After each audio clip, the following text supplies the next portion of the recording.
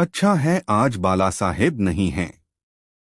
मौजूदा राजनीतिक हालात पर राज ठाकरे का तीखा तंज। शिवसेना प्रमुख बालासाहेब ठाकरे की 100वीं जयंती 23 जनवरी के अवसर पर शुक्रवार को मुंबई के षणमुखानंद हॉल में आयोजित एक विशेष कार्यक्रम में महाराष्ट्र की राजनीति का एक दुर्लभ दृश्य देखने को मिला, जब उद्धव ठाकरे और राज ठाकरे एक बार फिर एक ही मंच पर साथ नजर आए। इस मौके पर मनसे प्रमुख राज ठाकरे ने मौजूदा राजनीतिक हालात पर तीखा प्रहार करते हुए कहा, आज के हालात देखकर लगता है कि अच्छा है कि आज बालासाहेब नहीं हैं। राज ठाकरे ने वर्तमान राजनीतिक परिदृश्य पर गहरी निराशा व्यक्त करते हुए कहा, आज महाराष्ट्र की राजनीति गुलामों का बाजार बन गई है, जहां लोगों की नीलामी हो रही है। अगर आज बालासाहेब जीवित होते तो यह सब देखकर उन्हें कितनी पीड़ा होती। वे यह कभी सहन नहीं कर पाते। उन्होंने कहा कि पिछले 20 वर्षों में उन्होंने और उद्धव ठाकरे ने बहुत कुछ समझा है और अब पुरानी कड़वाहट को पीछे छोड़ने का समय आ गया है। घर छोड़ने जैसा था पार्टी छोड़ना।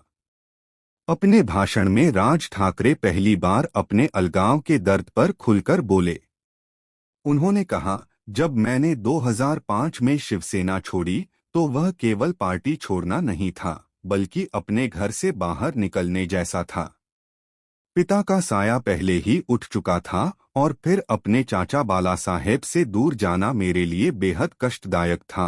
राज की इन भावुक बातों को सुनकर मंच पर बैठी उद्धव ठाकरे की पत्नी रश्मि ठाकरे अपने आंसू नहीं रोक सकीं। जब बालासाहेब ने की थी शुश्रूषा। राज ठाकरे ने बचपन का एक प्रसंग साझा करते हुए बताया कि जब वे उबलते पानी से झुलस गए थे, तब बालासाहेब रोज सुबह स्वयं डेटॉल और कपास लेकर उनके घाव साफ करते थे। उन्होंने कहा कि राजनीति के पीछे बालासाहेब एक बेहद संवेदनशील कलाकार और पारिवारिक व्यक्ति थे। बालासाहेब के प्रभाव का जिक्र करते हुए राज ठाकरे ने कई उदाहरण दिए। राज कपूर फिल्म मेरा नाम जोकर के दौरान विवाद के समय राज कपूर ने बालासाहेब से संपादन संबंधी सुझाव मांगे थे।